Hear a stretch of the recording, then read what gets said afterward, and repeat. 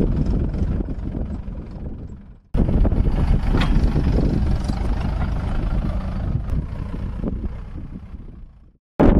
मित्रांनो तुमच्यासाठी एक जबरदस्त पुन्हा जे आपण एक जुगाड बनवून आलेला आहे मित्रांनो। आपण आपल्या चॅनलवर जे आहे बऱ्याच प्रकारे जे आपण असे जुगाडू व्हिडिओ जे आहे ते आपण मित्रांनो आणत असतो नेहमी। तर मित्रांनो पुन्हा तुमच्यासाठी एक जबरदस्त एक जो आहे आपण एक जुगाड आणलेला आहे आणि हा जुगाड मित्रांनो स्पेशली आपले अमृत पॅटर्न जे कपाशीचं नियोजन करतात हे स्पेशली त्या शेतकऱ्यांसाठी राहणार आहे। ठीक आहे, त्यानंतर एक अट आहे, छोटीशी अट म्हणजे मित्रांनो ज्यांच्याकडे ट्रॅक्टर आहे तेच मित्रांनो हा जो आहे तुम्ही जुगाड करू शकता। तर मित्रांनो इथे बघा आपण जे आहे तुम्हाला पहिल्याच व्हिडिओमध्ये सांगितलं की मित्रांनो आपण जे अमृत पॅटर्न पद्धतीने कपाशी लागवड केली आहे। तर मित्रांनो इथे बघा हा जो पट्टा आहे हा 7 फुटाचा पट्टा आहे। मागच्या वर्षी सुद्धा मित्रांनो आपण अमृत पॅटर्न पद्धतीने जे कपाशी लागवड केली होती, पण मित्रांनो इथे आपण 4x6x1 पद्धतीने जी आपण लागवड केली होती। पण मित्रांनो इथे बघा यावर्षी आपण डिस्टन्स वाढवलेला आहे। कारण डिस्टन्स का वाढवला मित्रांनो, कारण आपल्याला जे आहे अमृत पॅटर्न कपाशीचा जो आहे जबरदस्त आपल्याला एक्सपिरियन्स मागच्याच वर्षी जो तो आलेला होता। ठीक आहे, तर मित्रांनो इथे बघा तुमच्याकडे जुगाड काय केला मित्रांनो तुम्हाला ते पहिले सांगतो।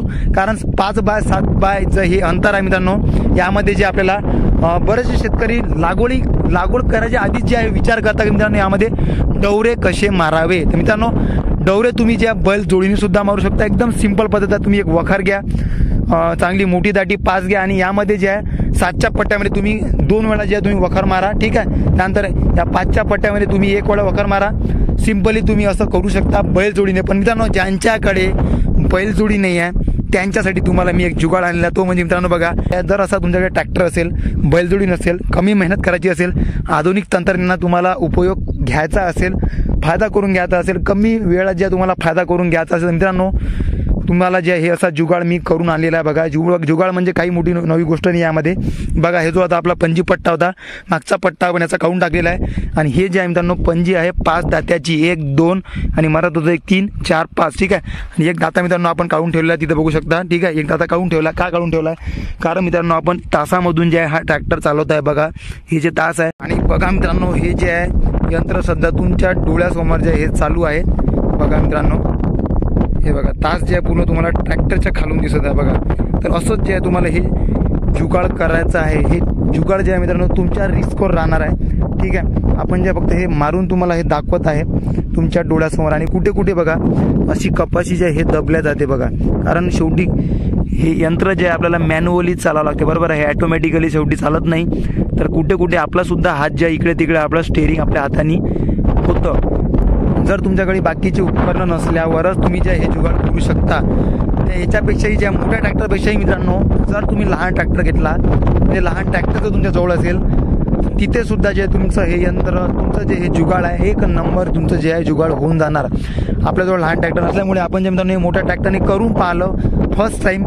जर आपल्याला याचं जर अजून समोर जाऊन याचे फायदे वाटले तर नक्कीच आपण पहिली दुसरी तिसरी जे आहे आपण यांनी जे आहे डवरनी ट्रॅक्टरने करणार आहे।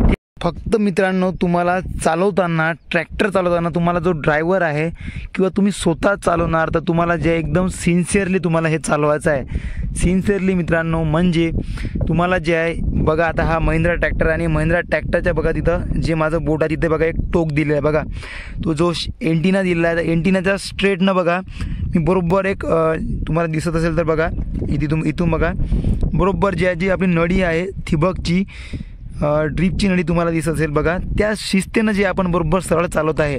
किंवा जे कपाशीचं तास आहे त्या ड्रीपच्या नळीपेक्षा तुम्ही जे कपाशीचं तास आहे त्या कपाशीच्या तासाला तुम्ही सेंटर ठेवून तुम्हाला जे हा ट्रॅक्टर आपल्याला बरोबर चालवायचा आहे।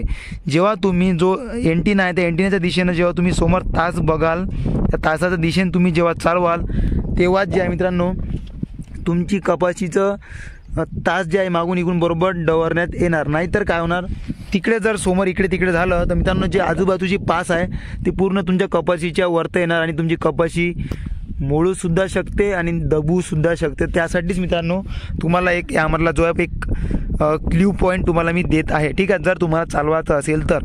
अजून एक गोष्ट म्हणजे ही जे आपण पहिलीच डवरणी करताय म्हणून आपल्याला त्या थोडा त्रास जात आहे। त्रास म्हणजे थोडा टाइम सुद्धा आपल्याला लागत आहे, कारण इतकी वाई व्हायला बघा जवळपास आपण जे 1.25 एकर ते 1.5 एकरच्या दरम्यान जे आपण वाई केलेली आहे, पण त्या वाईसाठी आपल्याला जवळपास मित्रांनो कमीत कमी आपल्याला 2 तास आपले गेलेले आहे। ठीक आहे, ॲडजस्टमेंट सगळ्या गोष्टी जे आहे कुठे आपल्याला धुऱ्यावर बघावं लागते, कुठे तासा आपल्या ज्यांना दबते, तासं दबल्यानंतर आपली जी माती ज्या वरतं पडलेली आहे ती सुद्धा आपण दबलेली कपाशी काढलेली आहे. म्हणून असा पूर्ण टाईम आपला बिनफालतू कन्झ्युम झालेला आहे.